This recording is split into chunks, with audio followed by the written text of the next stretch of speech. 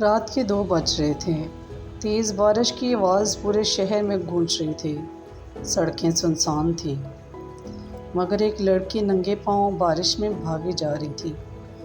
اس کے چہرے پر آنسو اور بارش کا پانی ایک ساتھ بہہ رہا تھا۔ اس کا نام ایمان تھا۔ اس کے ہاتھ میں صرف ایک پرانا بیگ تھا جس میں اس کی چند یادیں، کچھ کپڑے اور اس کی مرحوم ماں کی تصویر تھی۔ امی، آپ نے کہا تھا کہ اپنا گھر کبھی مت چھوڑنا، مگر آج مجھے ہی گھر سے نکال دیا گیا۔ ایمان زمین پر بیٹھ گئی اور زاروں قطار رونے لگی۔ کچھ گھنٹے پہلے گھر میں سب لوگ موجود تھے۔ ایمان کے والد، سوتیلی ماں، سوتیلا بھائی حمزہ اور خاندان کے چند رشتہ دار۔ سوتیلی ماں نے غصے سے کہا، یہ لڑکی ہمارے لیے منحوس ہے، جہاں جاتی ہے مسئلہ کھڑا کر دیتی ہے۔ والد خاموش کھڑے رہے۔ ایمان نے روتے ہوئے کہا، ابو، میری بات تو سن لیں، میں نے کوئی غلطی نہیں کی۔ مگر جواب میں صرف خاموشی ملی۔ پھر والد وہ الفاظ کہے جنہوں نے ایمان کی پوری دنیا بدل دی، آج کے بعد تمہارا اس گھر سے کوئی تعلق نہیں، ابھی اسی وقت یہاں سے چلے جاؤ۔ ایمان کے قدموں تلے زمین نکل گئی۔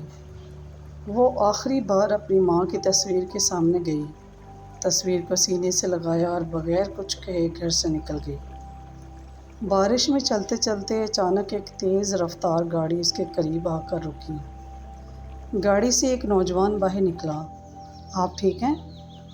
ایمان نے آنسو صاف کرتے ہوئے کہا، برائے کرم مجھے اکیلا چھوڑ دیں۔ نوجوان نے نرم لہجے میں کہا، اس حالت میں آپ کو اکیلا نہیں چھوڑ سکتا۔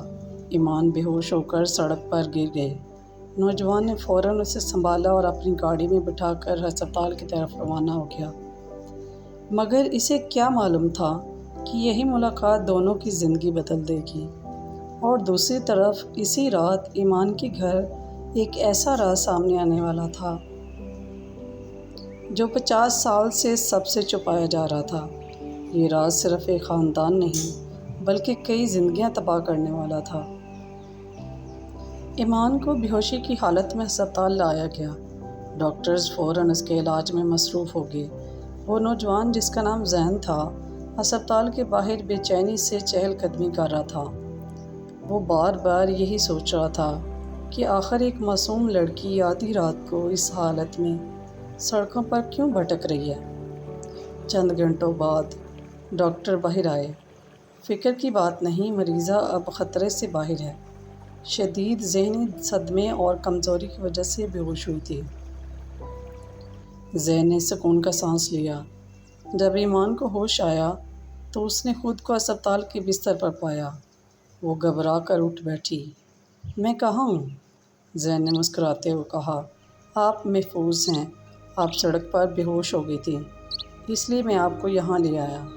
ایمان کی آنکھوں میں آنسو دوبارہ آ گئے۔ کاش میں بچتی ہی نہ۔ زین نے سنجیدگی سے کہا، ایسی بات کبھی مت کیجیے، زندگی اللہ کی بہت بڑی نعمت ہے۔ یہ الفاظ سن کر ایمان خاموش ہو گئی۔ چند لمحوں بعد زین نے پوچھا، اگر آپ برا نہ مانیں تو کیا آپ اپنے گھر والوں کو اطلاع دینا چاہیں گے؟ ایمان نے فوراً نظریں جھکا لیں۔ میرا اب کوئی گھر نہیں۔ یہ سن کر زین حیران رہ گیا، مگر اس نے مزید سوال نہ کیا۔ اسی دوران زین کی والدہ فاطمہ بیگم ہسپتال پہنچیں۔ انہوں نے ایمان کو دیکھا تو ان کے دل میں اس کے لیے ایک عجیب سی ہمدردی پیدا ہو گئی۔ انہوں نے ایمان کے سر پر ہاتھ رکھا اور کہا، بیٹی، جب تک تم اپنے قدموں پر کھڑی نہیں ہو جاتی تم ہمارے گھر رہو گی۔ ایمان نے حیرت سے ان کی طرف دیکھا، لیکن میں آپ لوگوں پر بوجھ نہیں بننا چاہتی۔ فاطمہ بیگم مسکرائیں، بیٹیاں کبھی بوجھ نہیں ہوتی۔ یہ الفاظ سن کر ایمان برسوں بعد کسی ماں کی ممتا محسوس کر رہی تھی۔ ادھر ایمان کے گھر میں سوتیلی ماں خوشیاں منا رہی تھی۔ آخر کار اس لڑکے سے جان چھوٹ گئی، اب ساری جائیداد صرف ہمارے بچوں کی ہوگی۔ مگر انہیں کیا معلوم تھا کہ دروازے کے پیچھے کھڑا حمزہ ان کی ہر بات سن چکا تھا۔ حمزہ نے پہلی بار اپنی ماں سے پوچھا، امی آخر ایمان نے ایسا کیا کیا تھا؟ سوتیلی ماں کے چہرے کا رنگ اڑ گیا، کیونکہ ایمان نے کوئی جرم نہیں کیا تھا۔ اصل جرم تو وہ خود برسوں سے چھپا رہی تھی، اور وہ راز اگر سامنے آ جاتا تو نہ صرف یہ خاندان بلکہ کئی زندگیاں تباہ ہو جاتی۔ صبح کی نرم دھوپ کمرے میں پھیل رہی تھی، مگر ایمان کے دل میں اب بھی رات جیسا اندھیرا تھا۔ ہسپتال سے چھٹی ملنے کے بعد ذہن اسے اپنے گھر لے آیا۔ گھر کسی محل سے کم نہ تھا، مگر ایمان کے دل میں صرف ایک خوف تھا، اگر ان لوگوں نے کبھی مجھے قبول نہ کیا تو۔ دروازہ کھلا تو فاطمہ بیگم نے محبت سے ایمان کا استقبال کیا۔ آؤ بیٹی، آج سے یہ گھر تمہارا بھی ہے۔ ایمان کی آنکھیں بھر آئیں، اسے اپنی مرحوم ماں کی یاد آئی۔ برسوں بعد کسی نے اسے اتنی محبت سے بیٹی کہا تھا۔ چند دنوں میں ایمان نے گھر کے ہر فرد کا دل جیت لیا۔ وہ فاطمہ بیگم کی خدمت کرتی تھی، گھر کے کاموں میں ہاتھ بڑھاتی اور سب سے عزت سے پیش آتی، مگر ہر کسی کو اس کی موجودگی پسند نہیں تھی۔